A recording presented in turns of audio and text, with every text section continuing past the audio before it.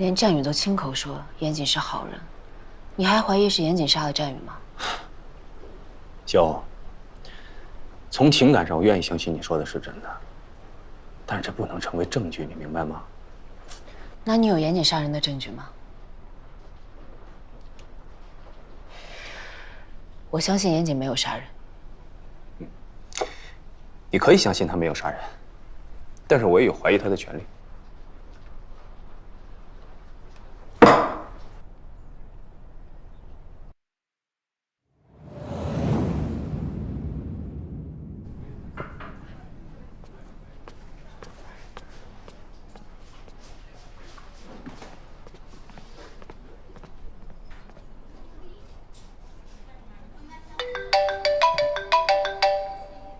喂，小雨，你在哪儿？你好，你是战宇的姐姐吧？是。我是人民医院的护士，战宇现在在急救病房，你赶紧过来吧。小雨在医院。在这儿。你是病人家属吗？我是他姐。不用太担心，大部分是软组织挫伤，只是左手的食指有严重骨裂。现在昏迷的原因呢，是因为轻微脑震荡，需要留院观察几天。是谁把他打成这样的？这我们不清楚，是他自己跑到急诊来的，一进门就晕倒了。哦，这是他的手机，你收好。谢谢。谢谢啊。哎呦，这怎么回事啊？这是肯定是严谨打的。严谨？我之前问他战宇在哪，他还说不知道。可他连衣服都没换过，肯定是严谨那个混蛋。小欧，具体发生了什么，等他醒了不就知道了吗？别急啊。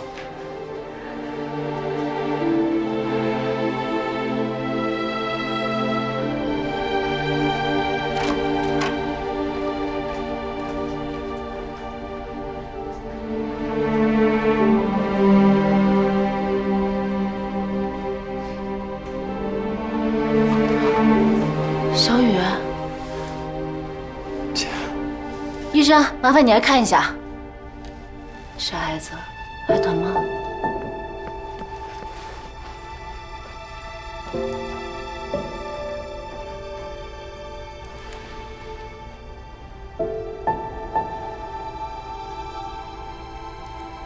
目前看来没什么大问题，再观察一晚上可以回家休息了。谢谢医生。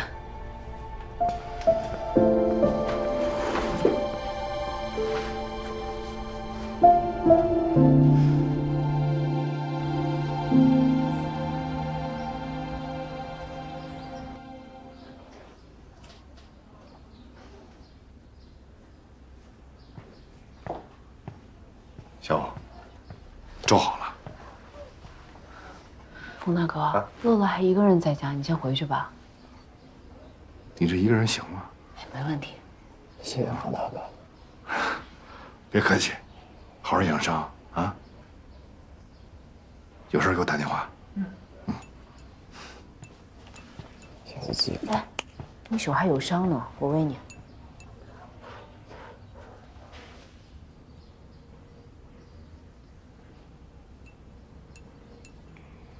姐，我妈她……你妈挺好的，已经开始化疗了。我跟她说你去外地演出了，回去就去看她。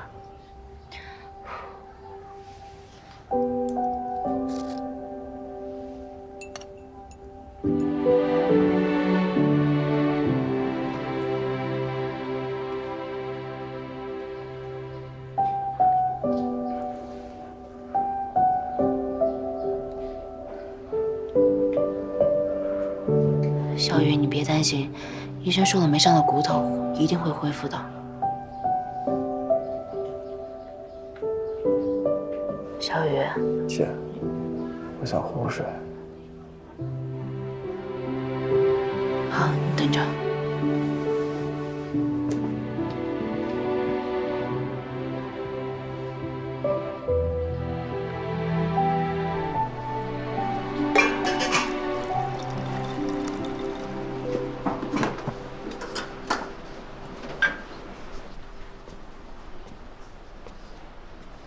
小欧，你问过战宇到底怎么回事吗？我想问他，但是我总觉得他在回避什么，还是等他伤好了再说吧。如果战宇真是被严谨打伤的，我跟他没完。那你还是觉得这事儿跟严谨有关啊？那天他当着我的面就打了战宇，小雨从那天起就没有换过衣服，那还能是谁干的呀？小欧，以我对严谨的了解，我觉得他不是一个无事生非的人，他敢当着面打人，一定有他的理由。没准儿战宇在外面真的惹什么祸了。不可能，战宇天天不是在学校、医院，就是在我这儿，他能干出什么出格的事儿？小欧，你是把人真的想得太好了，知人知面不知心。你忘了小雨之前骗过你的钱，你也见过他打架的样子，你能说这不是战宇吗？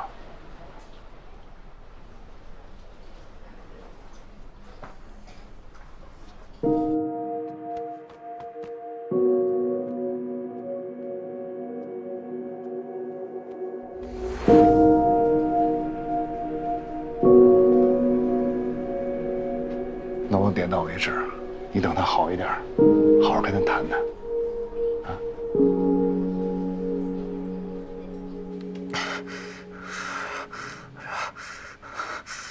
别烧，行，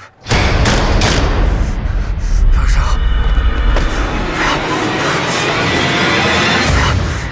不要烧，行，求求你们，不要烧，不要烧，不要烧，不要烧，行，不要烧，不要烧。小雨，是我，做噩梦了是吧？没事，有姐在啊，睡吧。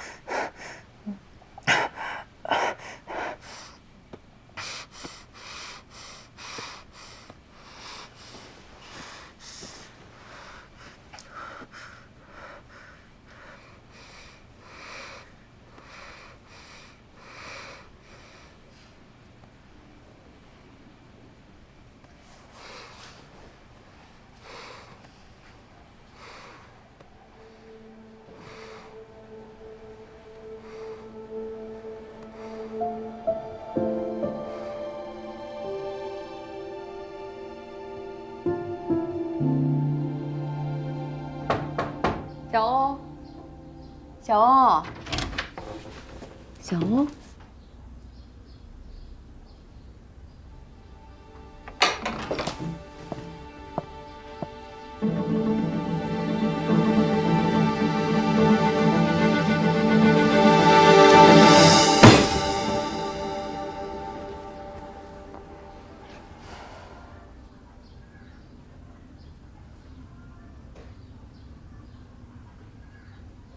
你给我下来！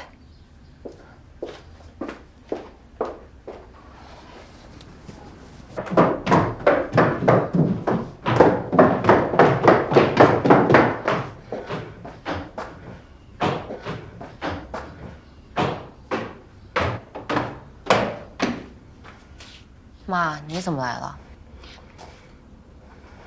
我不能来吗？我不来就发现不了。你这么随随便便跟野孩子瞎睡觉。妈，不是你想的那样。昨天晚上战宇他做噩梦，我哄他睡觉，不小心睡着了。我不听你解释，我就一句话，绝对不可以搞姐弟恋。一大早不想跟你吵架，你给我回来，赶紧把他给送走，以后少和这母子俩来往。我就纳闷了，你和你爸是怎么了？中了什么魔了？非得砸锅卖铁的帮他们？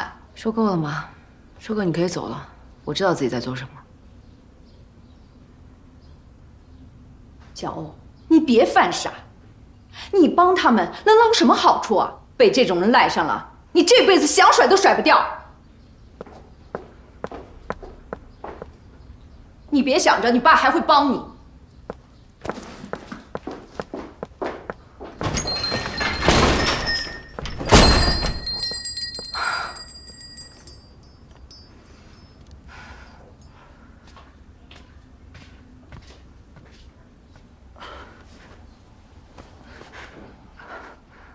姐，我是不是应该跟阿姨解释一下？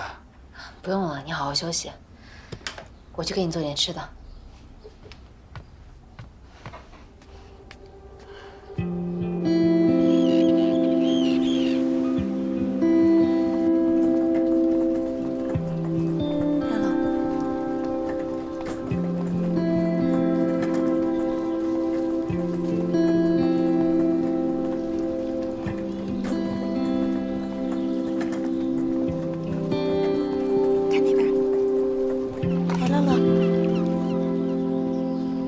吃吗？80岁寿司最好吃了。乐乐，你发芽现在可棒了，对不对？嗯。别夸了，夸的我都不好意思了。给点阳光就惨了。战宇，谢谢姐。战宇，你姐对你这么好，你是不是得以身相许啊？你胡说什么呢？吃饭都堵不上你的嘴。战宇，你别搭理他。谁胡说了？你照顾战宇有多累，你自己又不是不知道。战宇，我可跟你说啊，你在外面惹什么事儿都行，但是你要是敢对不起纪晓哦，我可饶不了你啊！你少说两句吧。战宇怎么可能做对不起我的事儿？姐，我想下来走走。你腿还行吗？没事，我慢点。小雨老师，我扶你，慢点啊。乐乐真乖，慢点啊。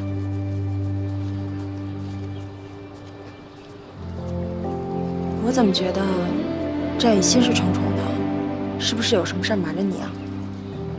别瞎猜了，等他回头伤好了，我一定问清楚。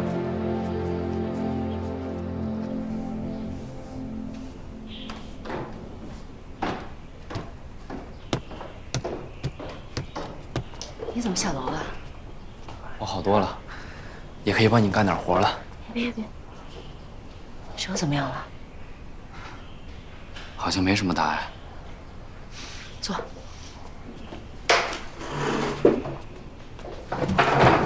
上。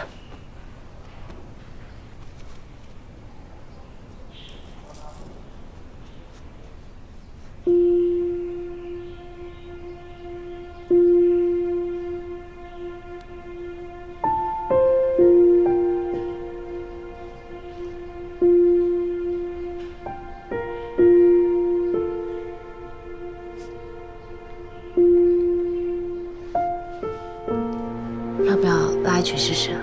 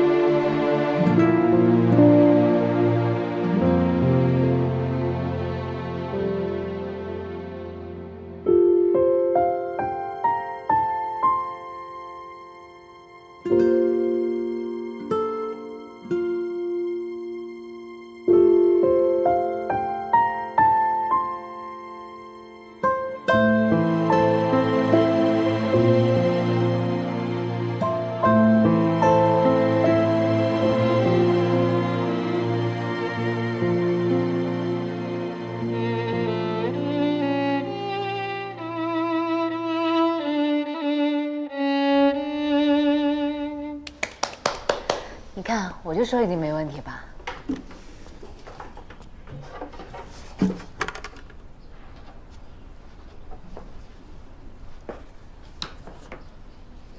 小雨，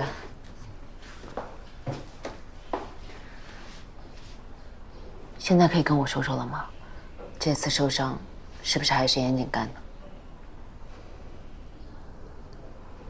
姐，我的伤跟严谨无关，是他救了我。救了你？是我在外面惹了祸被人打，跟严谨一点关系都没有。那你跟姐说实话，你在外面到底惹了什么祸？我现在不能告诉你，但是严谨他确实是个好人。好人？好人会和那些人混在一起吗？我生日那天他把你打得那么惨，那是因为我做了对不起他的事。是不是那20万你还没有还给他？不是钱的事儿。姐，你一定要相信我，严谨他真的是个好人，他跟那个小美人不是你想象的那种关系，他爱的人一直是你。战宇说话是坦坦荡荡，眼神也异常的坚定，而他的真心话让我心里一片凌乱。我完全不知道该如何看待严谨这个人。你到底犯了什么错？你跟严谨之间到底发生了什么？对不起，姐，我现在一个字都不能说。等我忙过这段时间，我会把真相原原本本的告诉你，我发誓。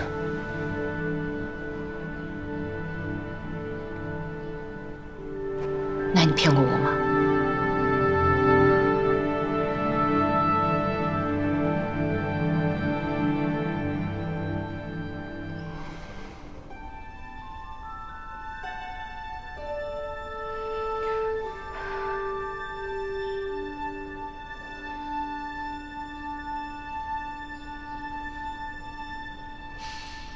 好，我尊重你，但我还是有句话要告诉你：人都有犯错的时候，重要的是要勇于改正。我希望你好好珍惜现在眼前的一切，为了美琴阿姨，也是为了你自己。有任何困难一定要告诉我，千万别干违法的事儿。姐，我知道了。最近我落下了很多功课，我想回学校好好补课，暂时就不来店里帮忙了。这段日子把你累坏了，你好好休息。我妈那边你也不用再去了，我会照顾好她的。等忙过这段时间，我就来店里看你。行，一定要注意身体啊。姐，我这辈子最开心的事儿就是做你爹。你放心，我一定做一个令你骄傲的弟弟。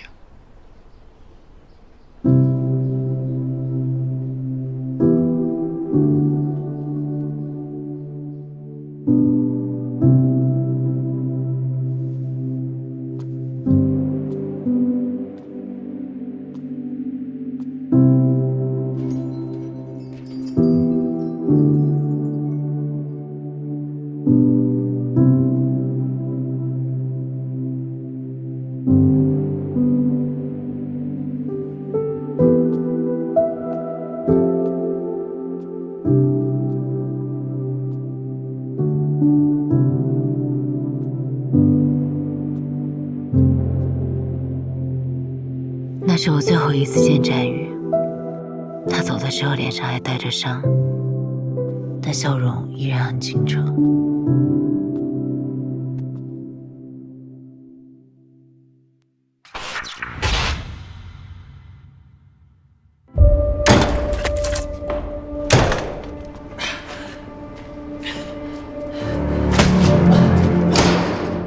以前做学徒的时候，跟着屠夫学杀猪。后来啊，还就套上这口。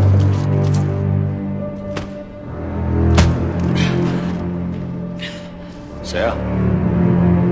不认识啊。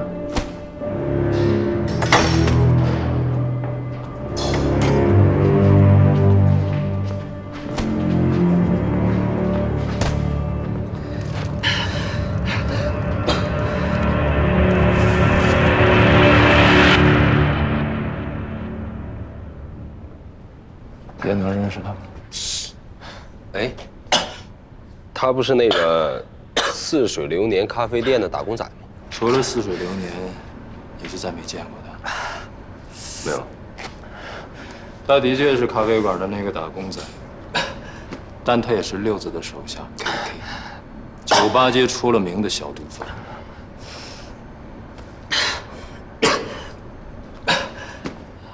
也是真不认识他。还是跟我这儿演戏呢？刘总什么意思啊？我的意思是，以严总在梨园的地位和势力，怎么能有不认识的人呢？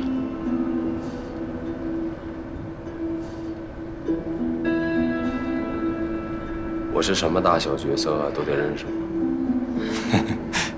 接着打。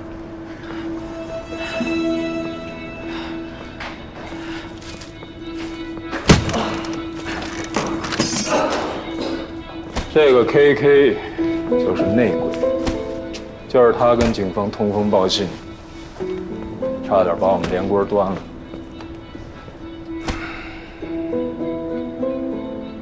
我怀疑啊，他还有个同党，就在我们这群人中间。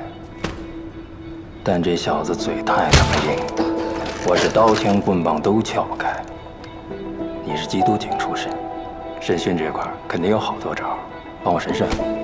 不就是损失了一点象牙吗？何必这样大张旗鼓？大张旗鼓，必须大张旗鼓啊！内鬼啊，大哥！这是象牙那么简单的事吗？啊，外贼好过家贼难防，这么多兄弟眼巴巴看着呢，我不杀一儆百，给他们好好立立规矩，我这以后队伍怎么带啊？啊！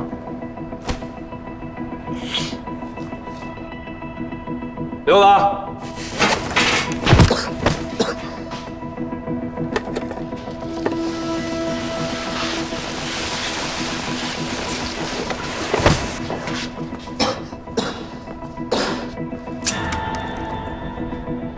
这个 KK 啊，是音乐学院的高材生，拉小提琴的。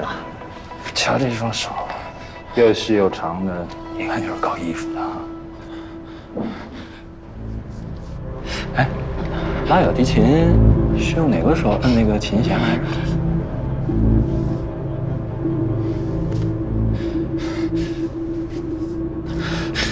大哥，大哥，我真不知道，大哥，大哥别跟我说这，大哥，我求你了，我真的什么都不知道，大哥。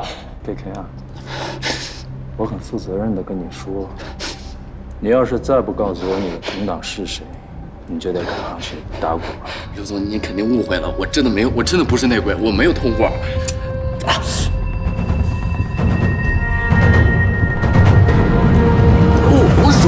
我说，我知道这是内鬼。熊孩子，还是不想去打鼓啊？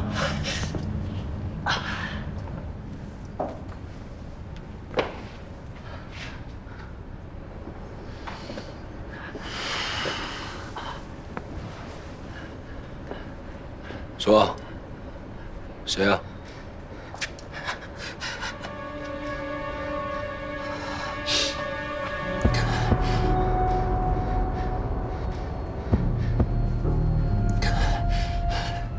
是他，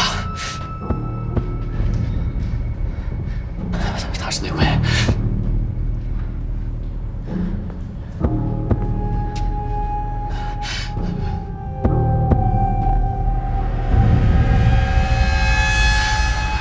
刘子是内鬼。你指谁呢？你疯了吧你啊！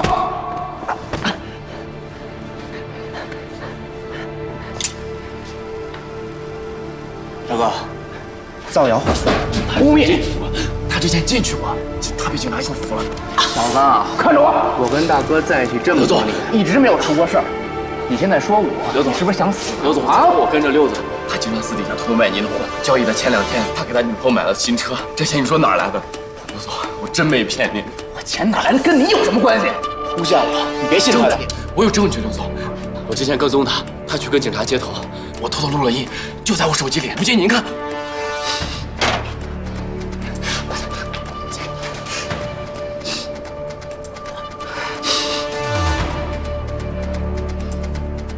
污蔑我，纯属是诬陷。咱们简单扼要的说一下。时间定了，伟哥亲自部署了运货路线，他让我负责交货。地点呢就在小云县小。这不是我跟警方说的话，我不可能跟警察说这样的话，大哥，别信他的。水产公司交钱，我回去立刻部署抓捕任务。不是，你得相信我，大哥，你别信他的行吗？哪儿那么录音？这是伪造的，知道吗？有本事拿出证据来啊！哎，站员，你迟到了。他去六子那儿去了，已经提前给我报备过了。今晚刘伟亲自部署了运货路线，六子和我负责交货。录音呢？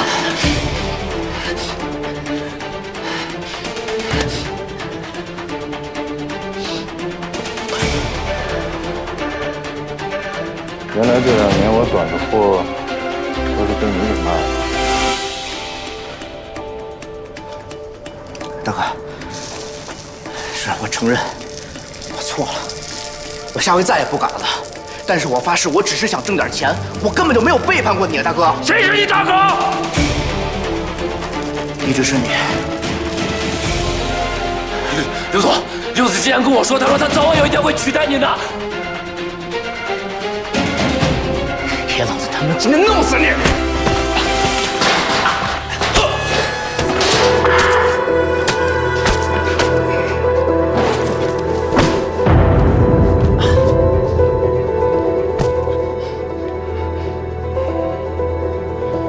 别下去，把血放干，等会儿老子剁了他。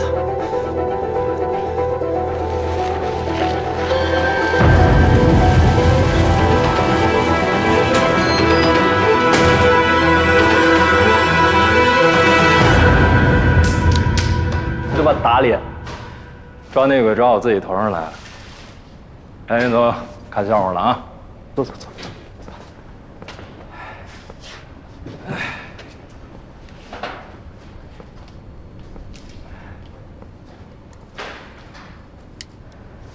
这小子怎么处理啊？把他拖出去，拿着。别，大哥，我是冤枉的，大哥，真的，真的，你给我一个机会，我妈还在医院里边，我真的是冤枉的，大哥。等等，刘总，这小子是个大学生，我怕他出了什么事儿，学校跟家长一定会报警。如果因为他耽误了我们的大事儿，有一点得不偿失。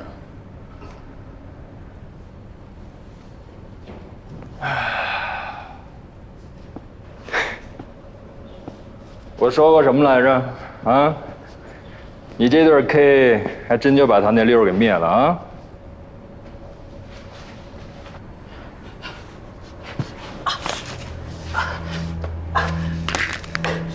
敢说出去一个字，你和你妈都得死。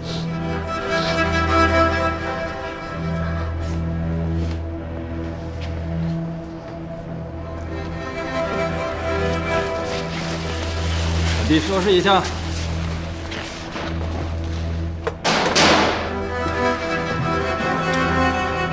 酒呢？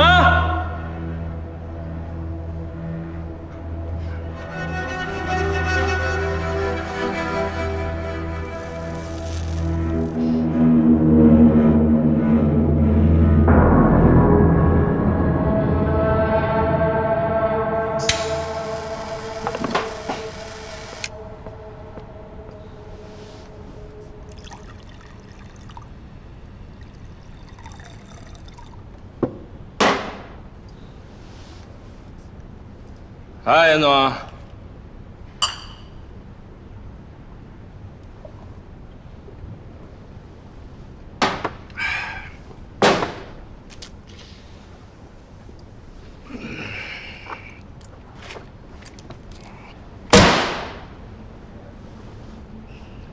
可以啊，刘总，定制款的 M1911，进口的吧？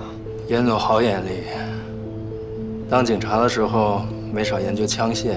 波浪宁设计的，这个枪很耐用，威力很大。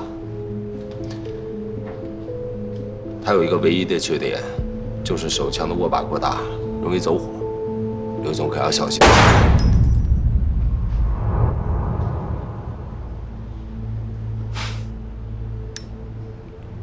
还真被你说中了。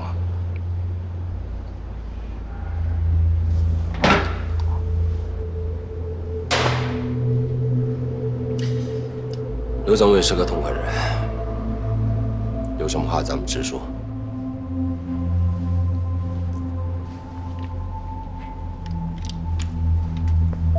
给你看点东西。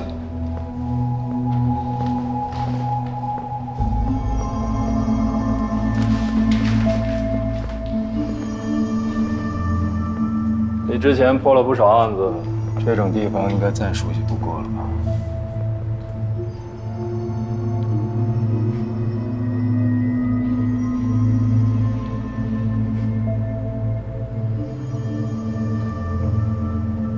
刘总，今天终于把这层窗户纸给捅破了。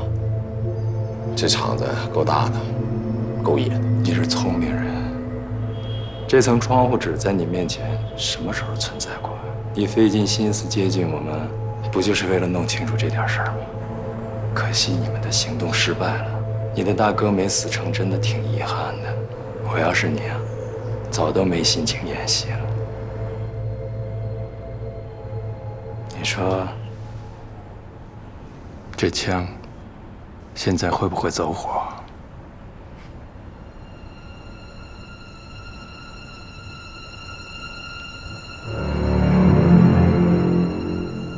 我算看明白了，什么 KK 是内鬼，这是扯淡。你今天叫我过来，就是打算把我给弄死。刘伟，我一直把你当成好兄弟，而你永远把我当成你的敌人。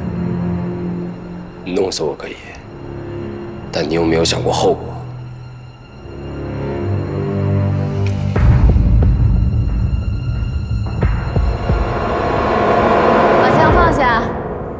小美，我让你把枪放下。这事儿你别管。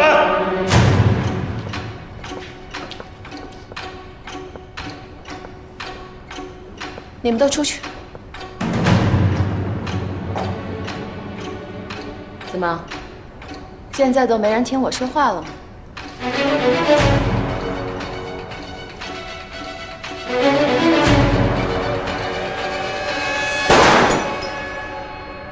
都聋了，梅姐说话没听见呢。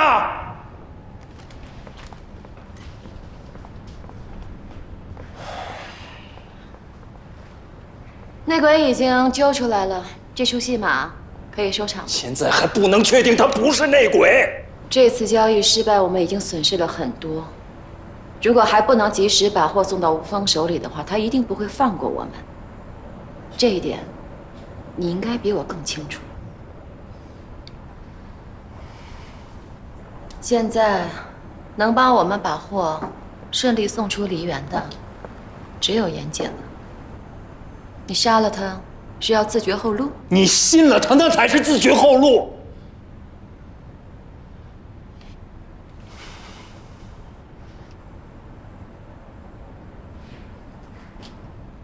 严姐，我希望你能明白，我选择你这个人，谈的是生意，不是感情。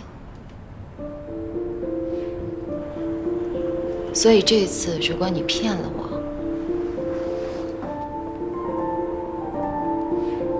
那我们也只好同归于尽喽。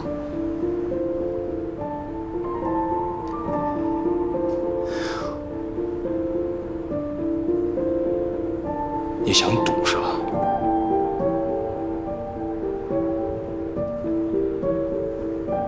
你不想跟我一起？我陪你。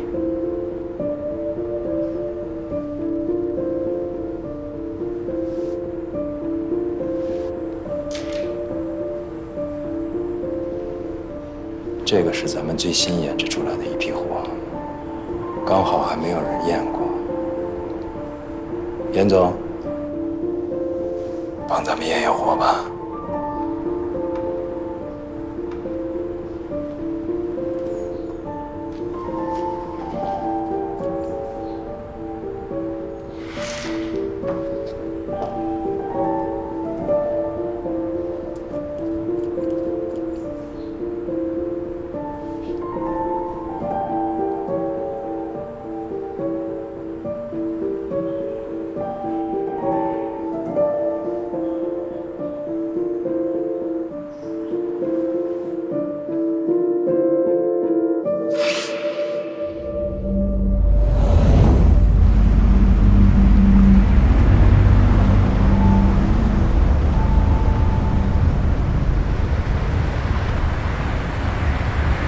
哟，醒了，小婉又喝多了吧？喝酒不带我跟二哥，不够意思啊！你们去哪儿？去哪儿？执行任务呀。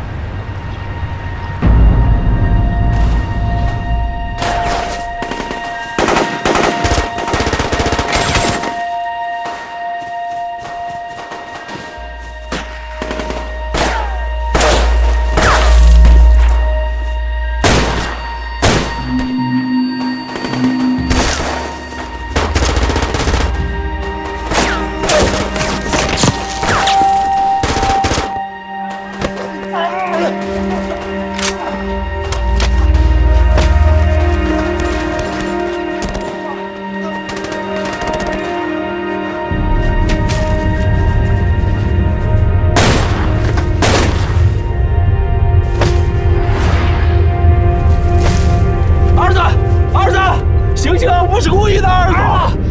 你就别爱朝自己兄弟开枪，儿子！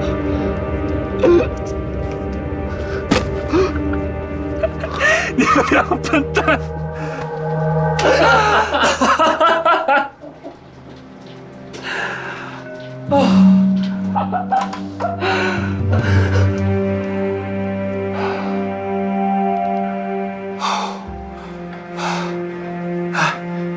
给我来个烟呗。就惦记着抽烟，有烟没？没带，找找。火机呢？打火机呢？哎，在啊。丢了啊？火机呢？好好找找。上哪儿去了你？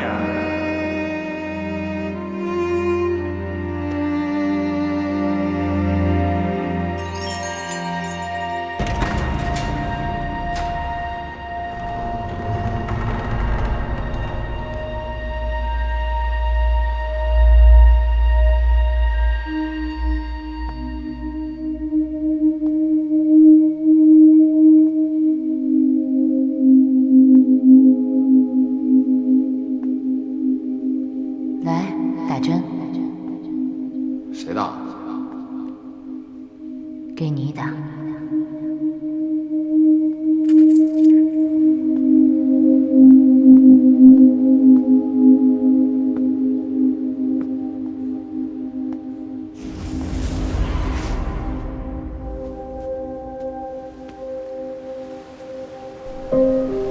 严谨，严谨是谁？严谨，如果你骗了我，那我这枪现在会不会走？能帮我们他是什么兄弟？有可能挺过去。我说什么事儿？你告诉我才听我能确定他不是内鬼。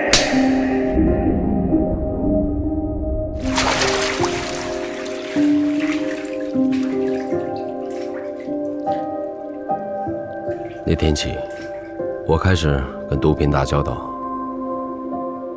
刘伟每天变着法的让我吸毒，他是想用毒品彻底控制我。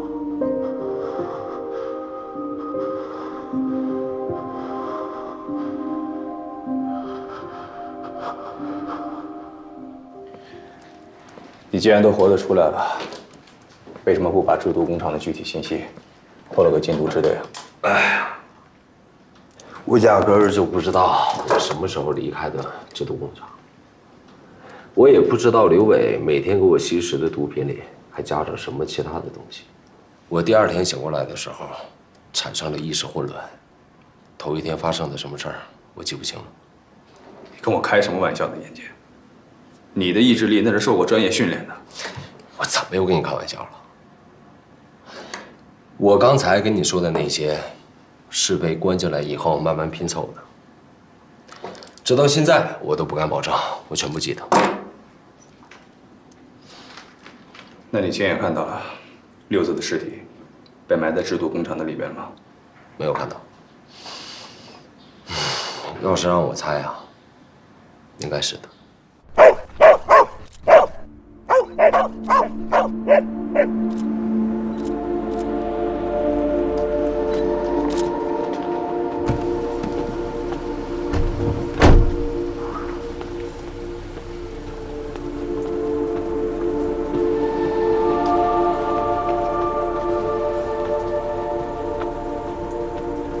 药物支队找到了。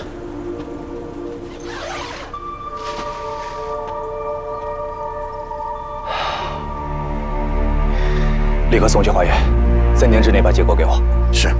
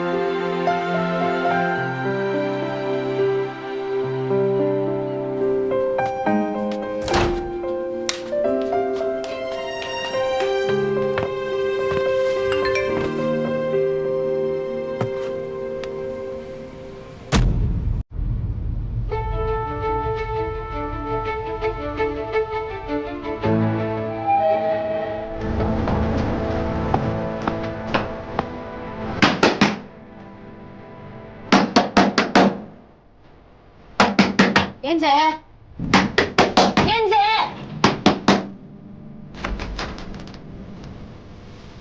你来干嘛？你怎么了？就不会。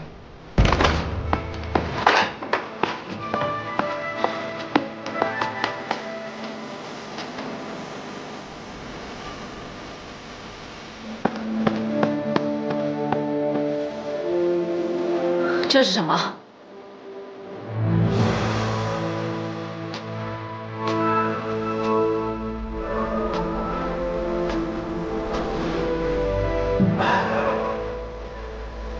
你吸毒啊？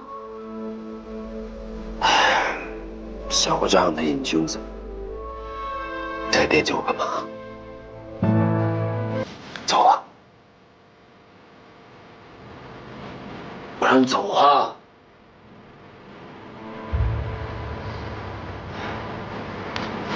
喂，好。喂，纪晓，是不是疯了？知不知道这东西值多少钱？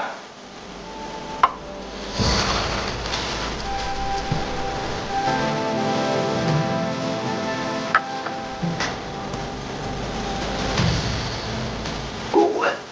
滚！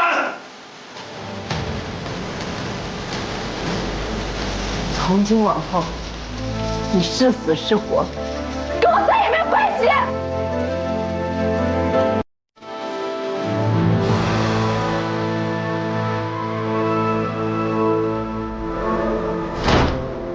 自从战宇对我说了那些话后，我就莫名其妙对严谨重燃了一丝希望，也幻想着他就是我曾经爱着的那个严谨。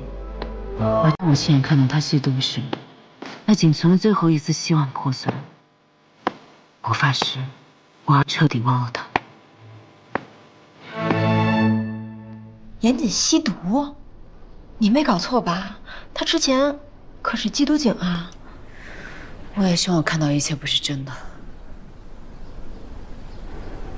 那他跟小美人那帮人在一起，不会也是在搞毒品吧？这事儿不能乱讲。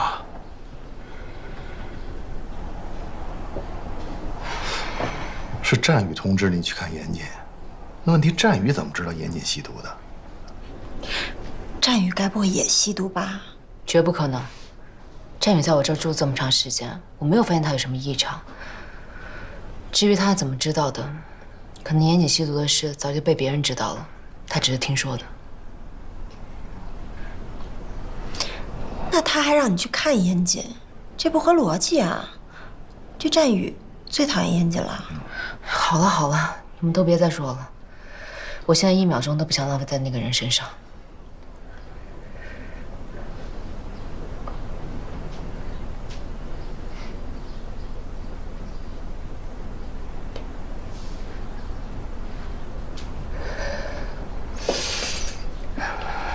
咱们说点开心的事吧。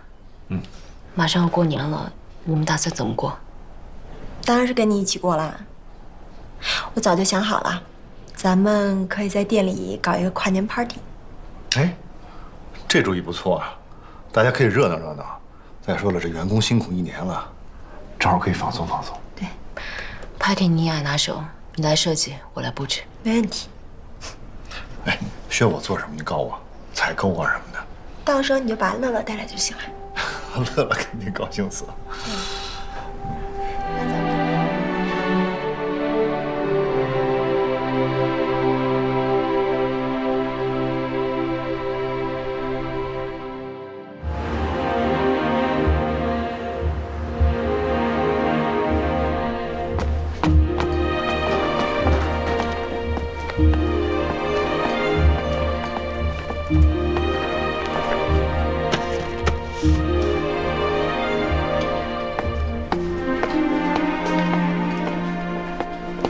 战宇来不来？我之前问他了，年底啊学校事儿多，他肯定是来不了了。这新年大家都忙着过节，他能有什么事儿啊？而且 party 就是人多热闹，我还想让他演奏几曲呢。他有时间还得去医院照看他妈呢。那把阿姨一块叫过来不就行了吗？你就给他打电话说你都想他了，让他务必到场。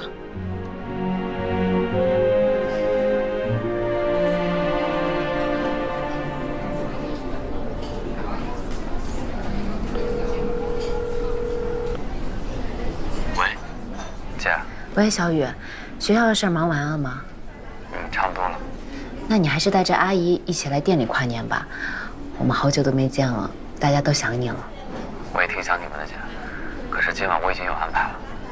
哦，那你们忙完晚点过来，咱们一起跨年。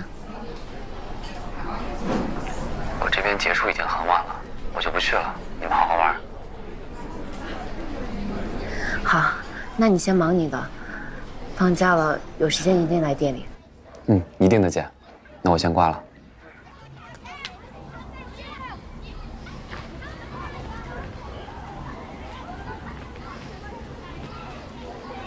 这个战友也太过分了吧！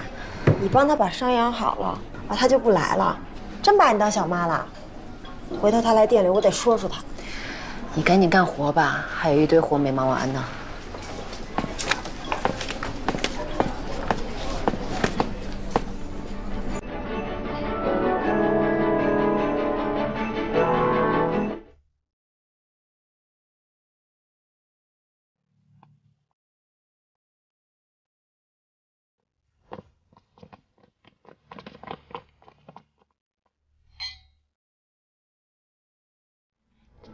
没有，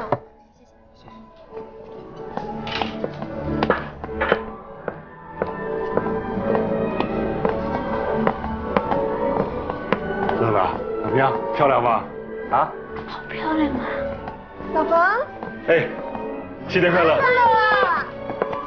新年快乐，冯大哥！哎呀，对，来坐。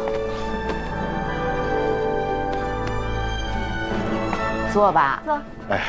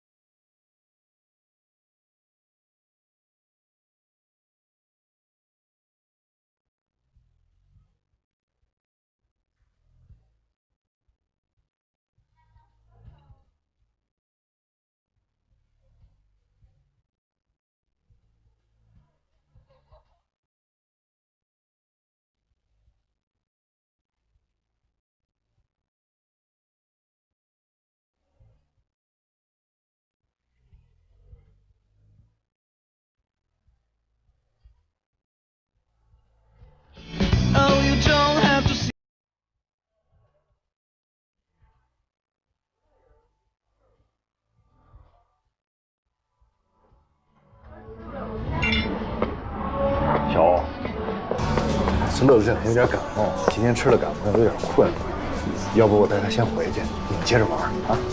还是一起跨年吧，要不先让乐乐上楼睡会儿。我怕他这一熬夜啊，病得更厉害。就是，这里这么闹腾，他怎么休息啊？而且我刚摸他脑袋，还有点热呢。是啊，我就怕这个。那行，乐乐先回去吧。行。哎，那晚上要烧起来，你一个人行吗？没问题。走，乐乐。阿姨，今晚你去我家玩好不好？你还没去过我家呢。乐乐听话啊，方阿姨还有别的事儿呢啊，咱们走。乐乐都邀请你了，你就去吧。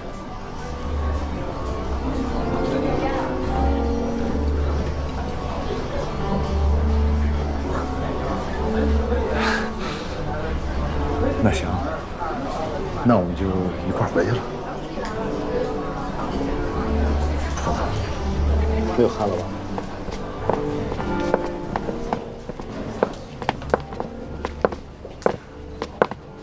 新年快乐！新年快乐！拜拜。拜拜。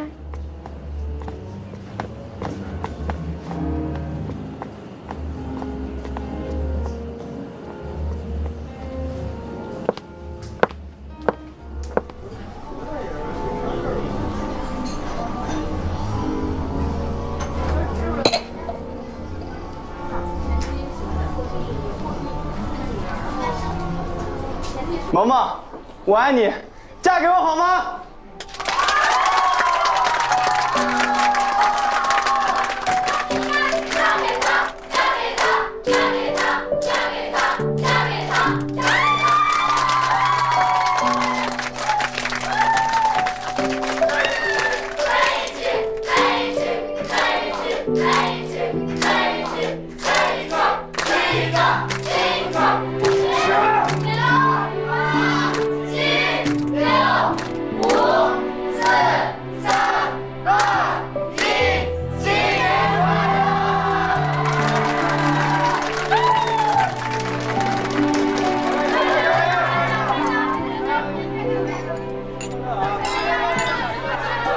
？2018年过去了，这一年里，围绕在我心上的人，到头来没有一个在我身边。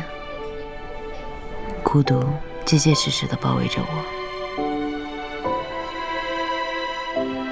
其实每个人的一生，都有一些说不出的秘密，挽不回的遗憾，触不到的梦想，忘不了的爱情。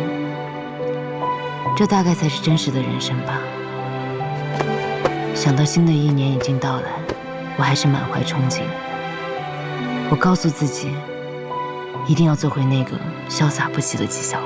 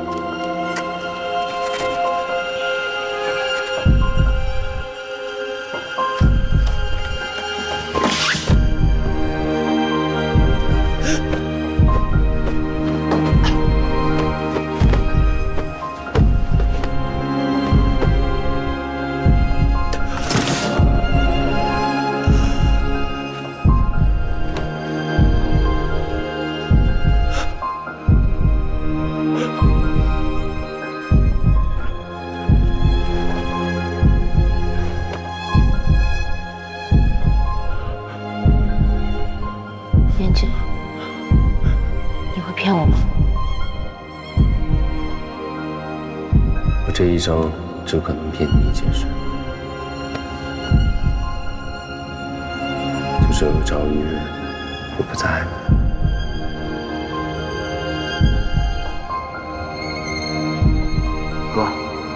哥，你醒醒！哥，你没事吧？哥，醒醒！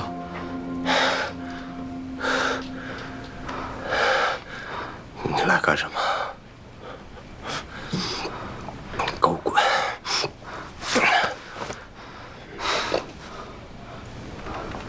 哥，你真吸毒了？是来看我笑话的吗？你还想害我害得不够惨吗？之前是我一时心急，我做错了事儿，我求求你再给我一次机会，我一定配合你。你还能怎么配合我？刘伟已经不信任你了，你知道吗？那我该怎么做？我都听你的，哥。我求求你了，你再给我一次机会吧，哥。我一定好好配合你，你帮帮我，哥。我求求你，你帮帮我，哥。进来的，怎么给我滚？哥，我求求你了，你帮帮我吧。滚！我求你了，你帮帮我吧，哥。你给我个机会。我真的知道错了。真的知道错了。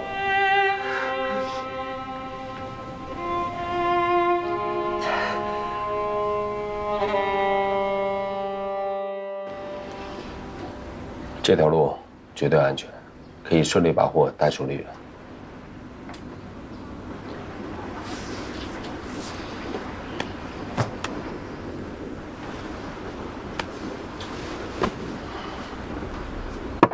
都是山路，路不好走，一旦出了什么问题，容易脱身。稳妥起见，还是先找人探探路吧，做到万无一失再行动。行。那至于出了梨园以后具体怎么走，就听刘总的指挥吧。那我们的货怎么伪装呢？我的1/3在我爸的物流公司，一直有专门的货车配送海鲜，进出货记录都很干净。我们可以在货车厢里做一个夹层，这个车经常出入梨园，跟检查站那帮人都很熟，他们一般也不会查我的车。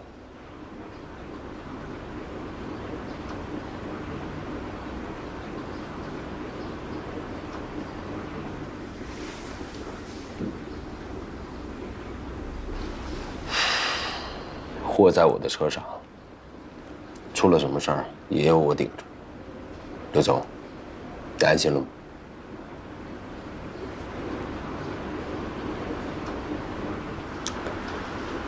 那就这么定吧。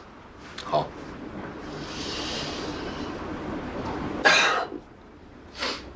那我们定哪一天啊？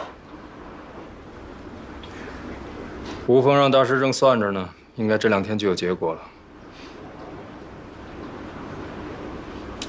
好，那我先找人把车改装了啊，先走。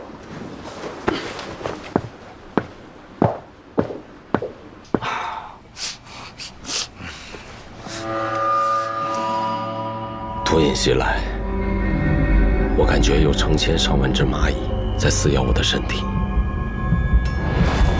尸骨的疼痛，牙齿裂开，骨头断掉。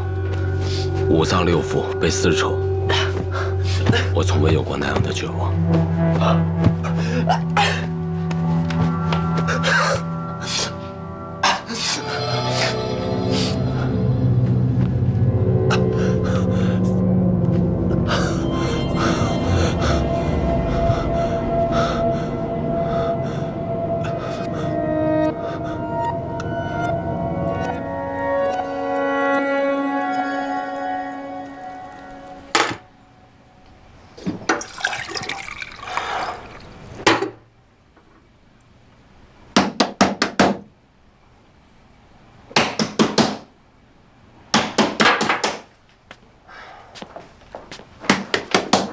严谨开门。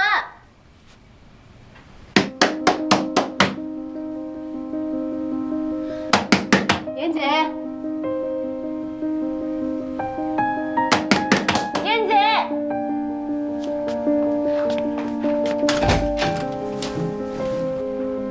这不会。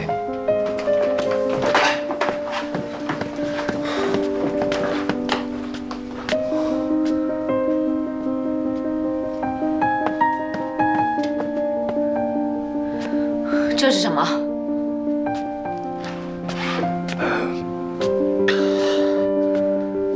你吸毒？像我这种瘾君子，你还惦记我干嘛？纪晓，你是不是疯了？你知不知道这东西值多少钱？从今往后，你是死是活，跟我再也没有关系。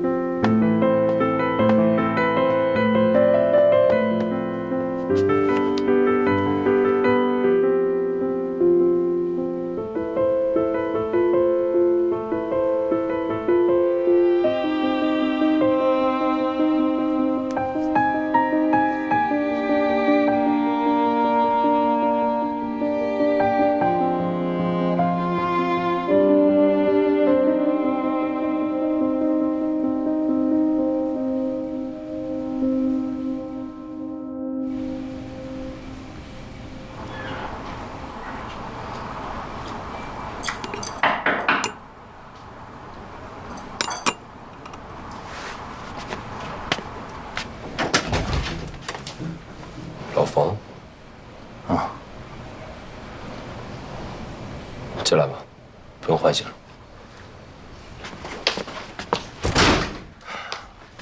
找我什么事儿啊，老冯？严姐，你从什么时候开始沾这玩意儿的？你这么做对得起你曾经穿那身警服吗？那身衣服我早就给扔了，我不像你那么执着。严姐，我一直觉得你是一个有数的人，你再混，你有底线。我真没想到，你堕落成这样。我也不知道自己怎么就走到这一步，可能是欠多少的吧。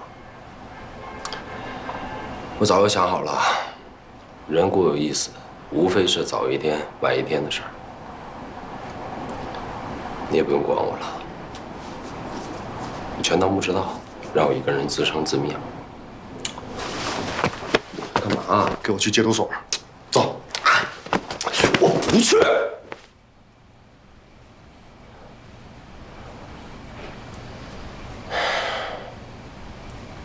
对不起，老冯，但我的事儿真的不用你管。我还有事儿要忙，请回吧。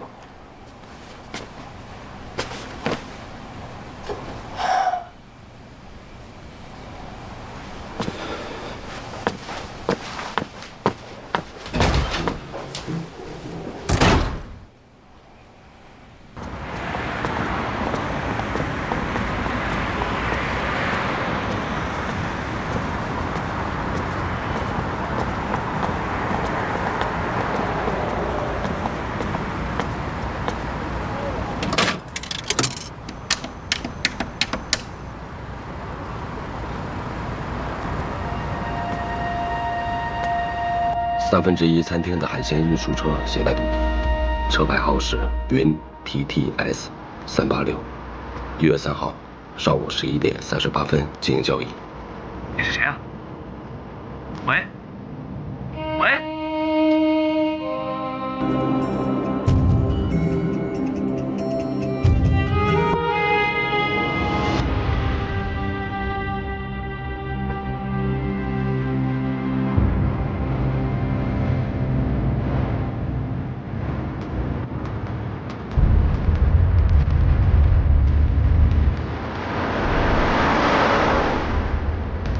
下一站在泸溪县出口处。泸溪县出口处。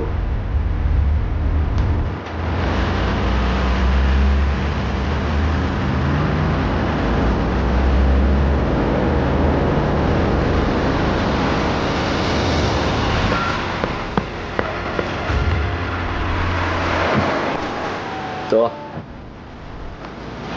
狡猾的刘伟不断变换着路线。我也不知道最终去向哪里，我始终能看到后面有车辆尾随，他们不断更换，但我知道那是警方的车，是我回归的希望。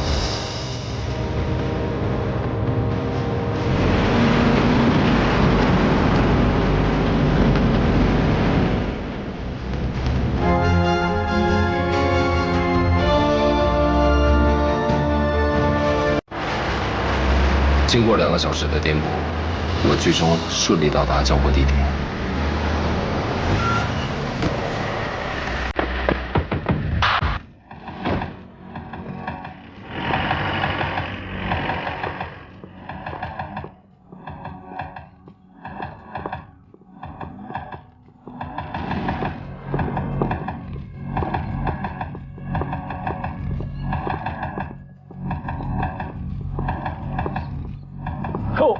裴总，欢迎欢迎。吴总久等了。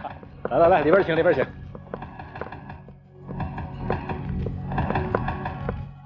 走。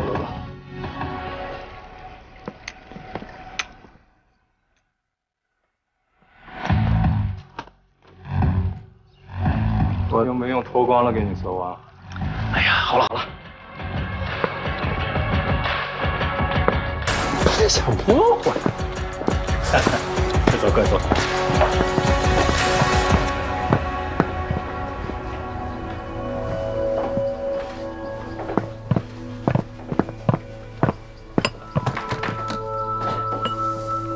春光月青龙，财气喜重重。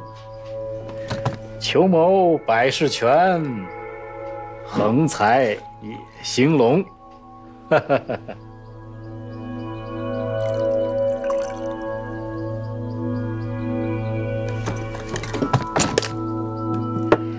大师给我算过，今天啊是吉星高照，万事顺心，一点都没错。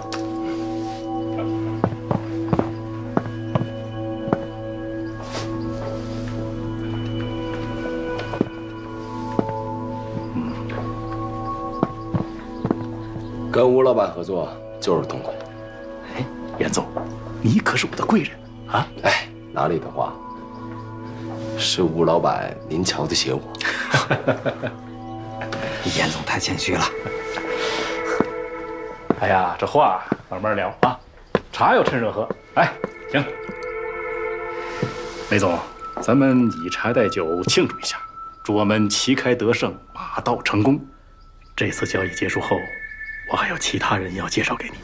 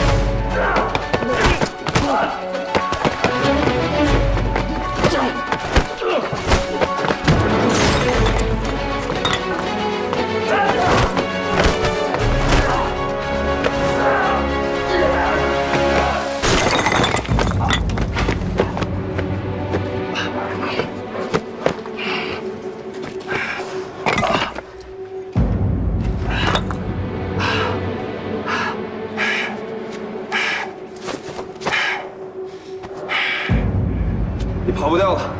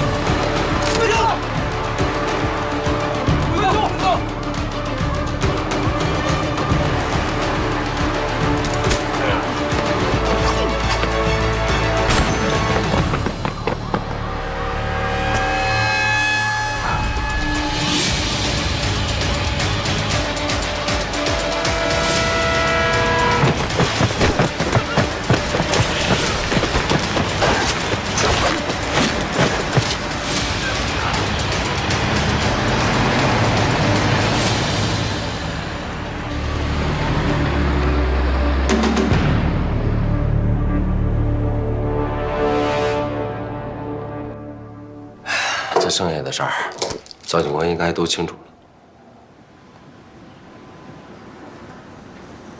好吧，今天咱们就到这儿吧。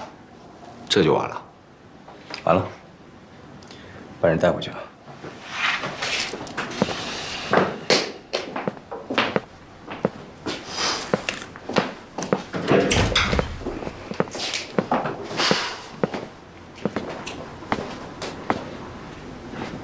纪晓知道战宇已经死了吗？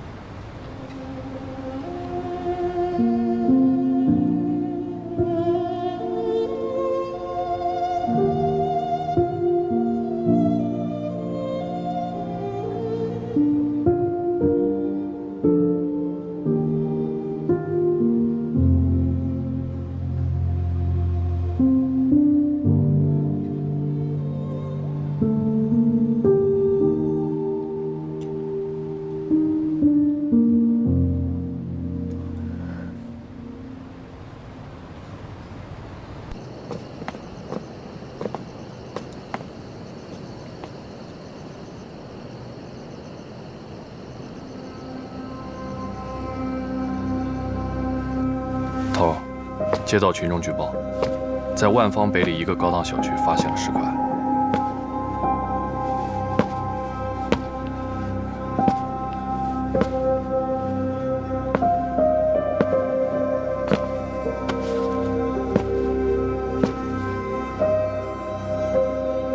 死者的 DNA 和战宇的吻合度达到了90%多。据说他生前是一位非常有前途的小提琴手。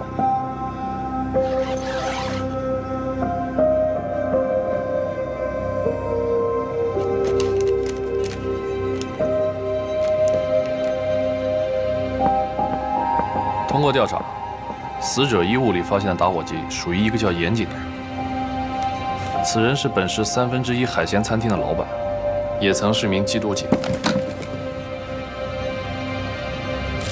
这个严谨涉嫌一起特大贩毒案，刚刚被抓，目前被关在梨园一看。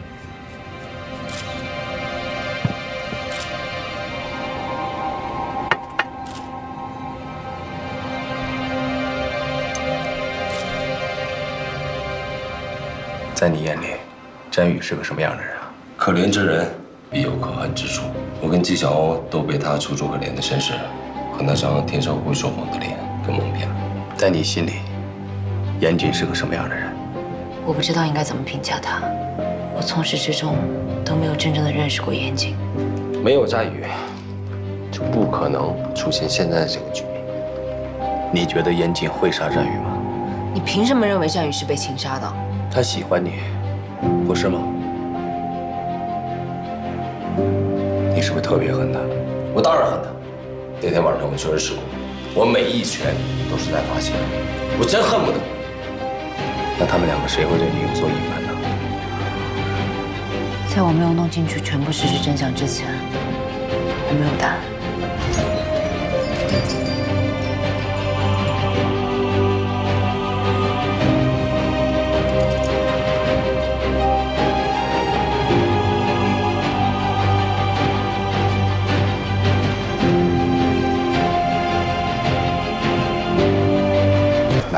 去吃个晚饭嘛。想吃什么你得点，是吧？哟，这不是赵警官吗？今天怎么有闲心走上这条街了？铁辉，好久不见啊！好久不见。啊，我听小欧说了，你们俩在一起了是吗？恭喜啊！谢谢啊。你是来找小欧的？你就不怕被这条街上的回忆闪瞎了眼？请说话注意点，我们是来查案的。战宇的案子，我们还有事呢，先走一步啊。真是冤家路窄，这么多警察，怎么偏偏这案子落在他的头上？走，去看看小欧去。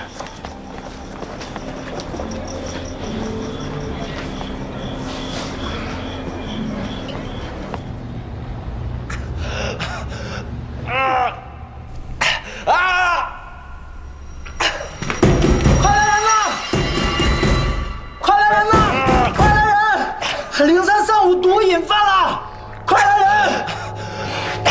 快来人呐！啊！坚持一下，医生马上就来了。戒不了的。这也是啊，看他的难受成这样，干啥嘛？非要吸毒？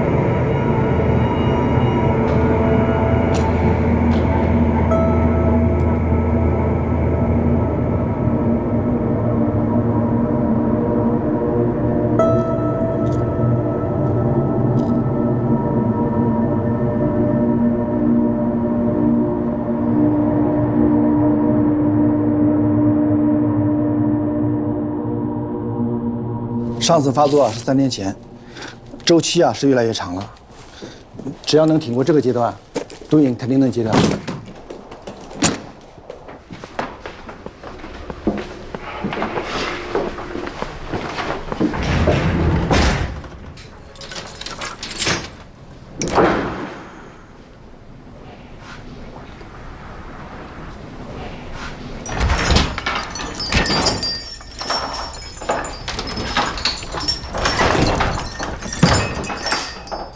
小欧，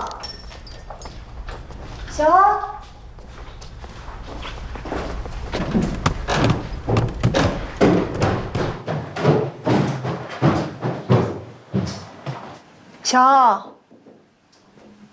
小欧，这么早就睡啦？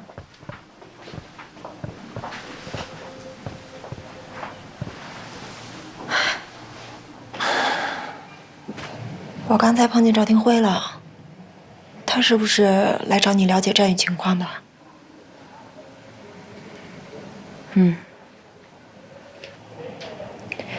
战宇的事儿，你就别太伤心了。人死不能复生，咱们活着的人还得好好活着。啊，是啊，小欧，你别太伤心了。只要咱们积极配合警方，一定能找出凶手。对啊。你之前不是一直说赵廷辉是破案高手，在他手里就没有漏网之鱼，他肯定能查出是谁杀了战宇的。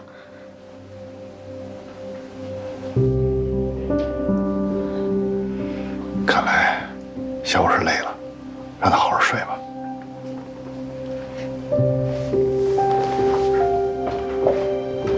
小欧。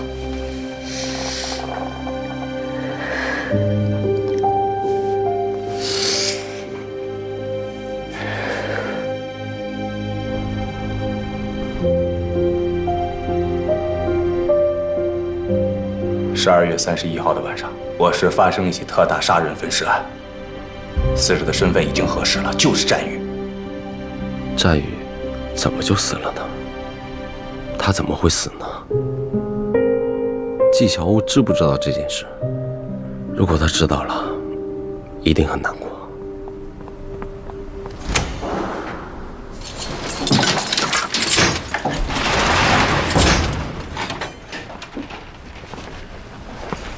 起来！吕国建，这孩子马上宣判了，你给我看好了啊，别惹事儿。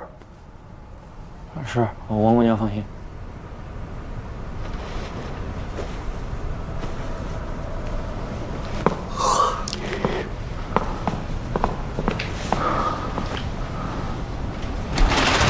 哎，大哥，您这个名牌上万呢。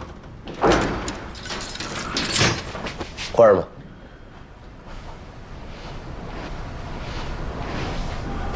过来。今天晚上你睡这儿吧。大哥，我在这儿睡呢。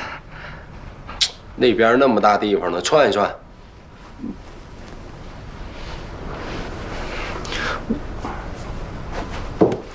去往那边转。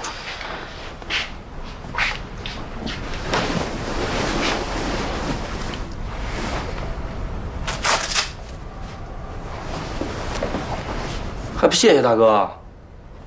一来就挨着大哥睡。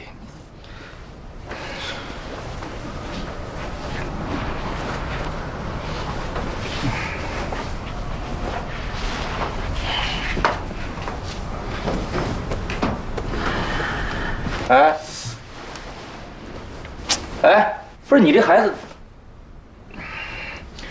真不懂事儿。叫什么？0362。名字？马林。多大了？18。犯什么事儿进来的？我杀了个骗子。你说什么？为什么？他骗了我爷爷的救命钱。那你爸呢？我没有爸妈，是我爷爷把我养大的。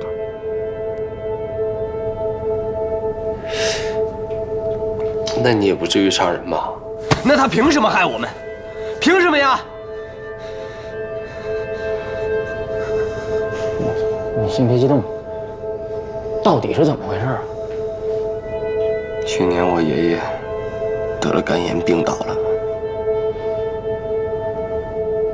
他为了省钱，死活不肯去医院，每天晚上都疼得死去活来的。上个月医生说，我爷爷要是再不去治疗，这个病就要变成癌了。老妈得了癌症，急需要做手术，我需要钱，我真的很需要钱。那你这孩子还是太冲动了，有什么事儿不能好好说？他欺负我们不懂，用假保单骗了我爷爷所有的钱。其实我没想真砍，我就想拿刀吓唬吓唬他。但是他说话太难听了，我眼睛一黑我就……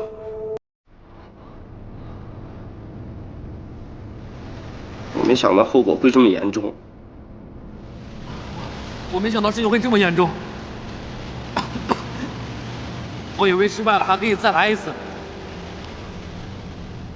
过去30年的生活背景，一直令我无法理解战宇的背叛，而马林的出现，让我彻底明白了战宇的世界与不得已。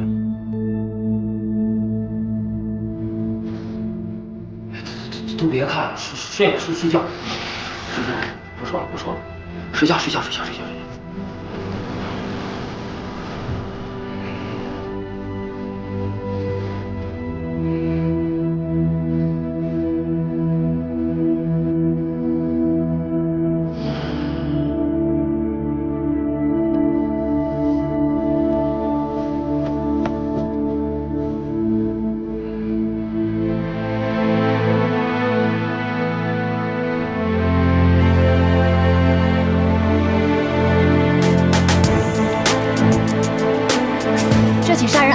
者是音乐学院大3在校生，今年刚满22岁。死者生前品学兼优，曾获得全国青年小提琴比赛金奖。死者在遇害后尸体被残忍肢解，抛掷多地。前犯作案手段残忍，案件性质恶劣，对社会造成了极其不良的影响。如此美好的青春少年，为何会在今年伊始惨遭杀害？请持续关注本台记者的后续报道。慢用。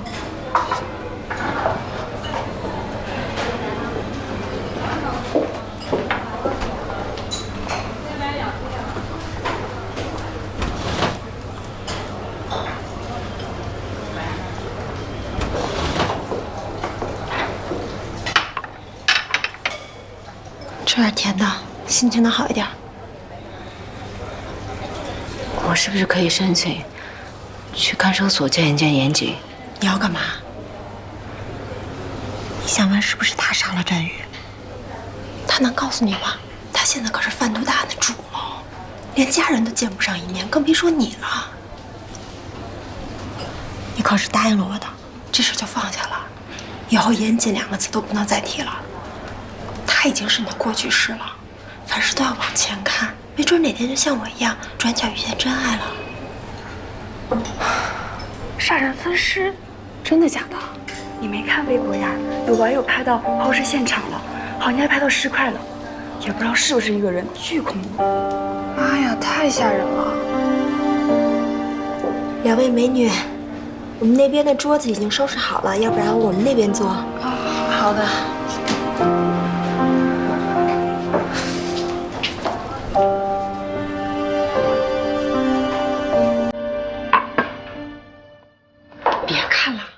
你这几天都不许刷微博，什么都不许看，听我的。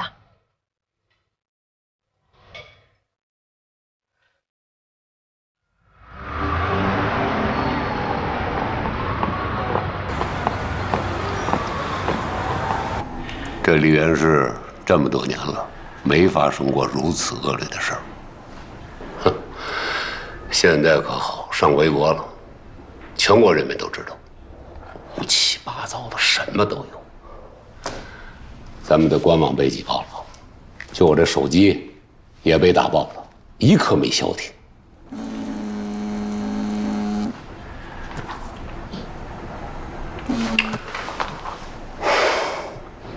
其实我也没想到事情会闹到这个地步，但是局长，现在已经是自媒体时代了，我们出警难免会被群众看到，群众一好奇就会拍点什么，这我们控制不住啊。控制不住也得控制。我再强调一遍啊，关于本案没有拿到确凿证据之前，一个字都不许透露出去。明白。局长，进来，过来坐吧。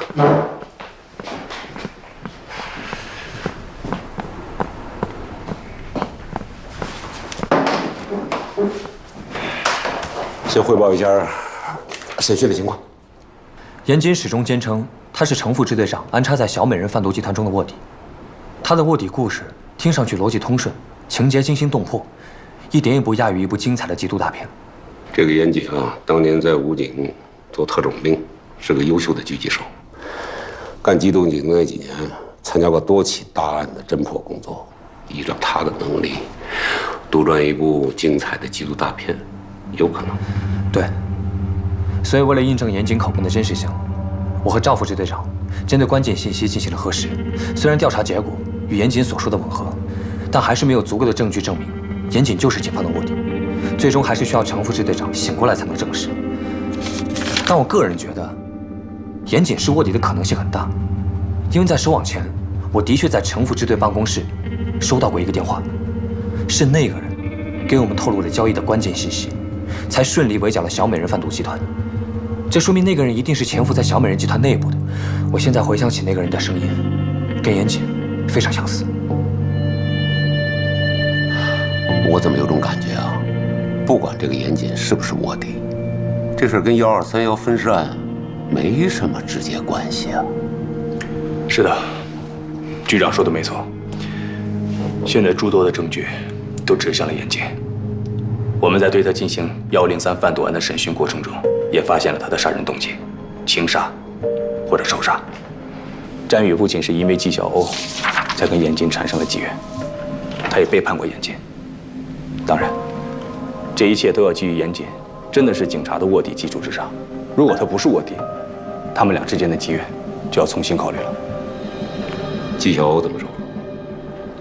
纪晓鸥从始至终都不知道詹宇的贩毒行为，也不知道小美人和严谨之间的所有事情。在他眼里，他只是经历了一场不太愉快的感情。而且纪晓鸥嘴里的詹宇，跟严谨嘴里的 KK， 完全就是两个人。死者致死的原因搞清楚了吗？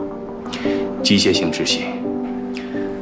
但是法医从死者的胃部检测出了大量的毒鼠强和酒精成分，也就是说，死者在服毒发作的时候，有人捂住了死者的口鼻，窒息性死亡的。那你判断说这严谨是凶手，依据是什么？从严谨家的小区视频监控来看，严谨是詹宇生前见过的最后一个人。杀人现场和作案工具找到了吗？还在搜索之中，但是我们在严谨家发现了部分血迹，我们怀疑那里就是第一杀人现场。当然，这一切还要等 DNA 检测结果出来才能最终确定。法医也在藏尸袋上发现了一些土壤的成分，我们会根据这些成分进行分片排查的，尽快找到分尸现场和作案工具。哎，你们不是已经发现了这个运尸体的垃圾箱吗？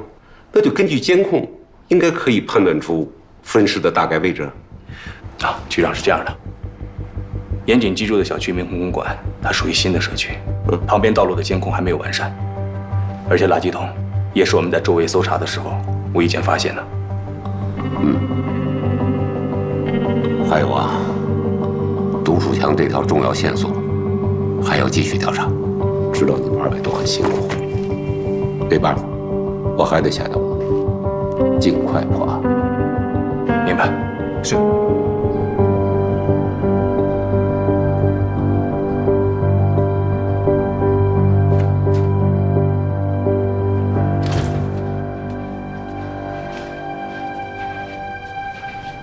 爸，我妈呢？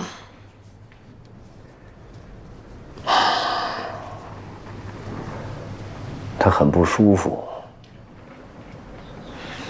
您能不能给禁毒支队打个电话，问我哥的情况，看看他们是不是搞错了？我觉得没必要。你哥哥太让我失望了，他怎么能干这种事儿呢？我情愿没这个儿子。我哥不可能贩毒。可是他吸毒。反正我哥肯定是被冤枉的。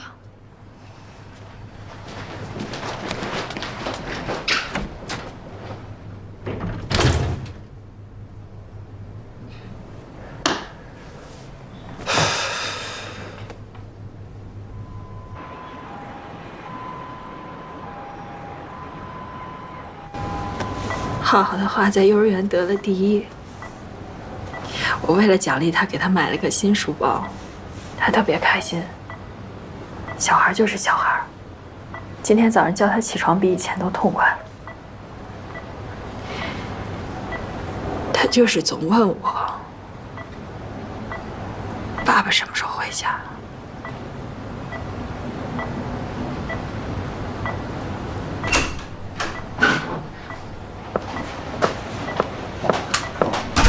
来了，以后别拿这些东西了，他用不上。那你就拿回去吧。新的检查结果出来了吧？医生怎么说？一切都在往好的方向发展，但是他什么时候能醒过来，谁都不敢下定论。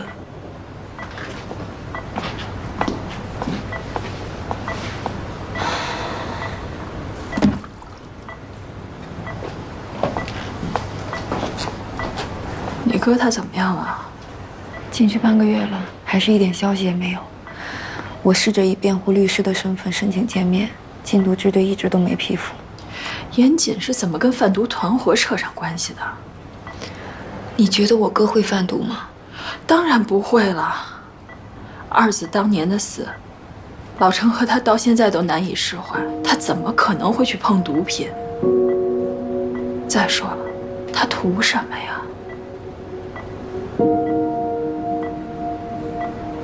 不过这一年，严谨真的挺奇怪的。他是什么人啊？他是把我们家沙发当成他第2张床的人。可是去年这一整年，我基本上没怎么见过他。老程还特意叮嘱我说，没事别联系他，你说他们俩是不是有毛病？老程跟我哥之前闹过矛盾吗？这话我早就问过老程，他说没有，就是严谨太忙了，叫我别添乱。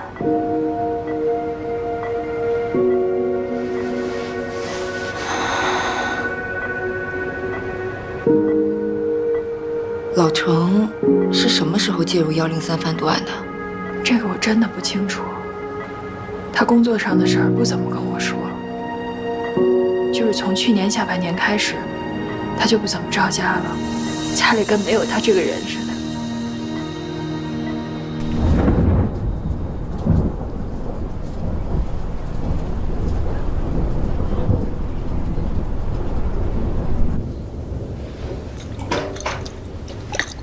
臭娘们儿！你马上给我还给我！你马上给我！我老站在绝后了，我老站在绝后了！你们还我儿子！老站在绝后了，你知道吗？我老站在绝后了！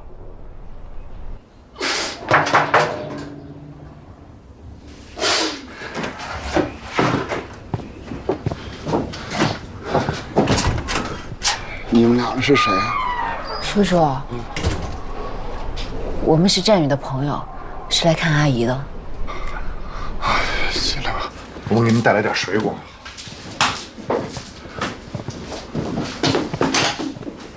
阿姨，阿姨，我是小欧，能听见我说话吗？阿姨，成天装死，成天装死，你怎么不去死？你还我儿子！好了好了，冷静，还我儿子！冷静。好了，冷静吧。阿姨，阿姨，你吃饭了吗？我给你做点儿。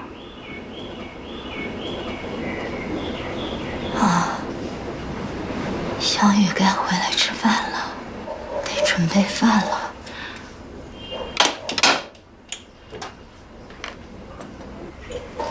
他怎么还不回家呢？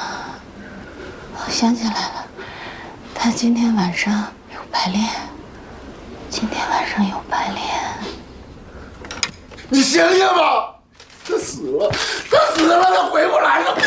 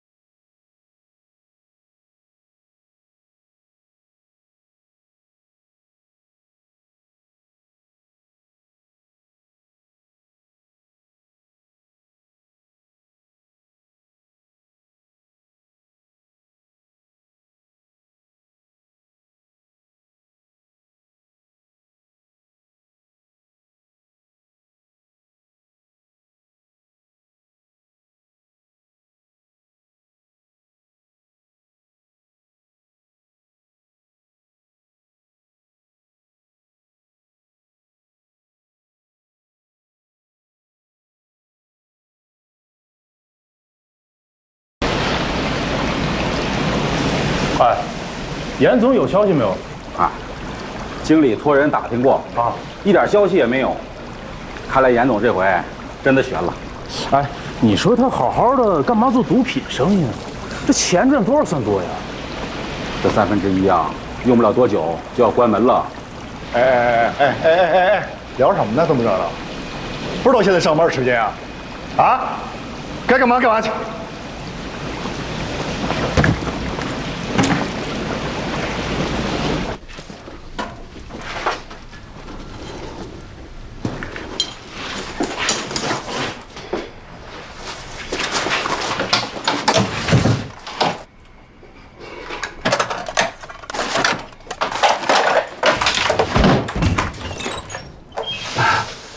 陈啊，嘛呢？没干嘛，我码了一下货，想你下班了。等等，包里什么呀？啊，没什么，2件脏衣服，拿出让我看看。脏衣服有什么好看的呢？哎，这是脏衣服，这是脏衣服，啊，真够脏的。我说这点事，这库房东西怎么老对不上账呢？老陈，这不是第一次偷了吧？冯经理呀，你看，咱们半个月都没有生意了。再说了，严经理不在嘛，我拿点回去，尝尝味道。严总不在，店在，1/3在。只要你来打这份工，是不是应该老老实做人做事啊？不是第一次偷了吧？收拾东西走人，这些东西顶这个月薪水了。喂，冯伟清，你以为你是谁啊？啊，你开我啊？你以为你跟我们老板关系有点好，一个开出租的，到我们这儿搞了一个什么采购经理，哎，你不得了了你，是吧？是。啊，严小姐，您也在啊？偷了店里东西还这么振振有词。严小姐，是误会啊，误会。误会，人证物证都在，谁误会你啊？严小姐，我错了，再给我一次机会吧，我来赔偿。于经理，立刻把这人给我辞掉。没问题。你们都给我听好了，1/3没欠过你们1分工钱。要是还想在这儿好好干，就给我老老实实的，一切都听部门经理的安排，听明白了吗？明白了。干活去吧。去我办公室。是。严姐，给您介绍一下，这是新来的采购部经理冯卫星，是严总以前在缉毒队的同事。啊，杨小姐，我早就听说燕京有一个双胞胎的妹妹，今天一见，这兄妹俩真是同一个脾气。我哥出了事儿，别人躲都还来不及，冯经理还这么认真的帮他打理餐厅，谢谢你。哎，别叫冯经理，叫老冯就行。燕京对我不薄，这是我应该做的。老冯。哎，对了，你哥有什么消息吗？暂时还没有，我就是过来餐厅看看，有您这么尽职尽责的人在这儿，我就放心了。您先忙。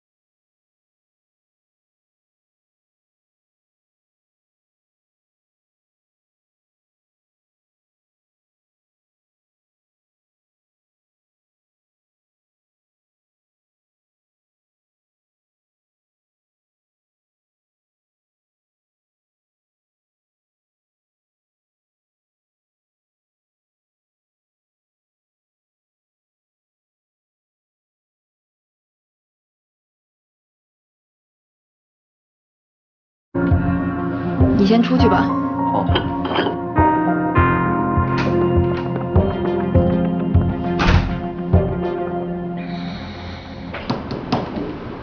死者战宇，机械性窒息死亡。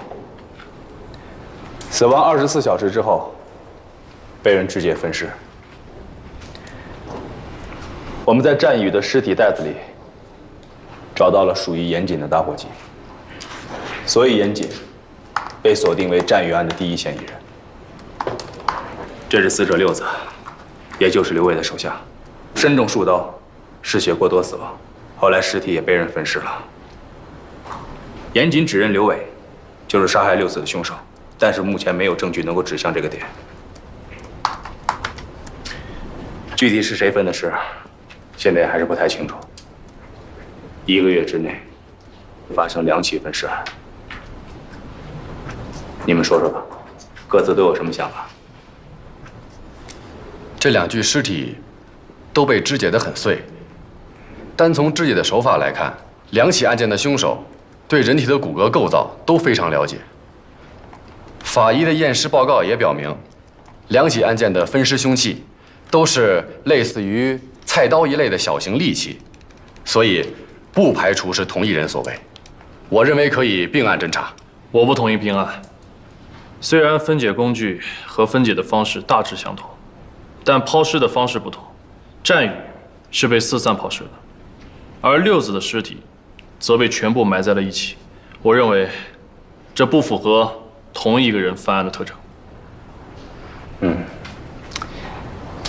这2个案子有相同点，但是也有许多不同的地方。根据目前我们手上掌握的证据，严谨还是作为战宇案的第一嫌疑人着重调查。等 DNA 的检测结果出来，如果严谨家的血迹确实是属于战宇的，那么我们就……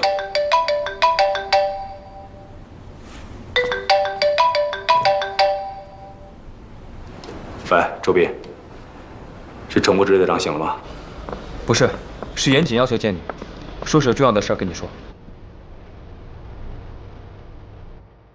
老程，我哥到底怎么回事啊？他之前信誓旦旦地跟我说要追求纪晓鸥，怎么会跟那个女毒贩搅和在一起啊？难道真是为了毒品？可我哥就是死也不可能主动吸毒的，除非是被要挟。但这个世上有几个人能要挟得了严谨啊？他可一向都是软硬不吃的。你说话呀，老程！你跟我哥是不是有什么事儿瞒着我？你想想啊，老程！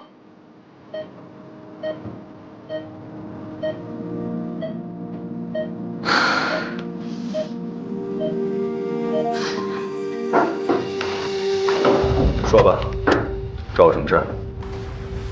我要知道更多关于战宇的事儿。战宇的死亡地点在哪儿？死因是什么？不好意思啊，这个案子我真的是无可奉告。你这么着急把我叫回来，是应该有什么线索要跟我分享吧？我记得上一回你审我的时候有说过，战宇案是特大杀人分尸案。那你还记不记得我以前有跟你提过，刘伟他从小就跟师傅一起杀猪的事儿。他之前杀过好几个人，都是他亲自上手分的尸。你们应该已经找到六子的尸体了吧？如果分尸手法和战宇案雷同，那就证明我的分析没有错。看样子咱们是不谋而合了。刘伟的杀人动机是什么？肯定是刘伟发现了那20万是战宇拿的，是战宇冤枉了六子。那一天在制毒工厂，要不是我劝刘伟不要找人麻烦，估计战宇就让刘伟给活埋了。战宇临走前，刘伟亲口威胁他，如果走漏半点风声，他和他妈都不想活命。刘伟这个人啊，做事向来狠毒。他表面上是放了战宇，但他为了确保安全交易，私下除掉他也不是没有可能。赵定文，六子的尸体到底有没有找到？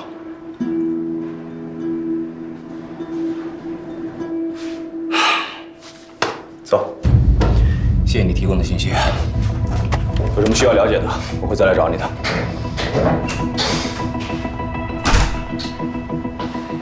头儿，我觉得严谨的那些话，就是为了故意扰乱我们的视线。他已经知道我们在调查他了，所以他这些天在里面肯定没少琢磨，目的就是为了拿刘伟来做挡箭牌。有这种可能性。严谨毕竟做过武警特战队员，反侦查能力还是挺强的。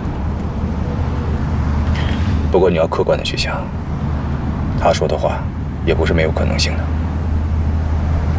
这样吧，为稳妥起见，把刘伟也列入嫌疑人的名单。没必要吧？现在没有任何证据指向是刘伟杀了战宇啊。彻查严谨的思路不变，但是毕竟我们的侦查工作还是初步阶段，咱们全都得考虑在内。明白了，头。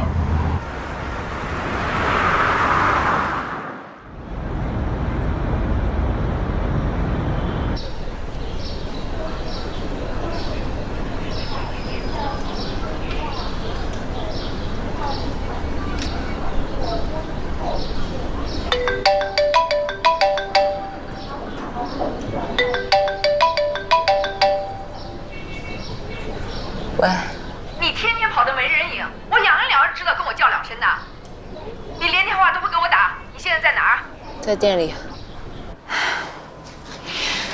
我跟你说啊，你爸科里啊新来了个博士生，叫小陈，今年31岁，那长得是啊一表人才。你晚点抽空跟人家见一面。妈，你不要操心我的事了，我谁都不想见。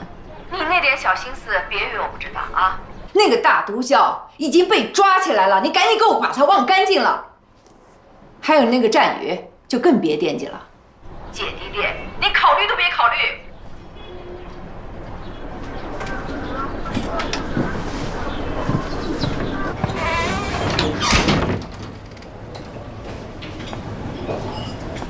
不舒服呀？我也不知道，这2天老是胃不舒服，老想吐。要去医院吗？不用，我上去歇会儿吧。那你去吧。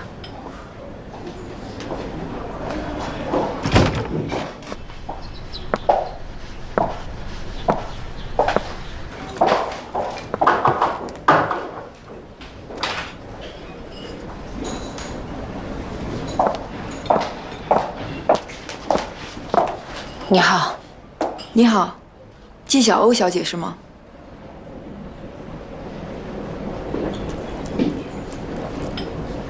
我叫严慎，我是严谨的妹妹。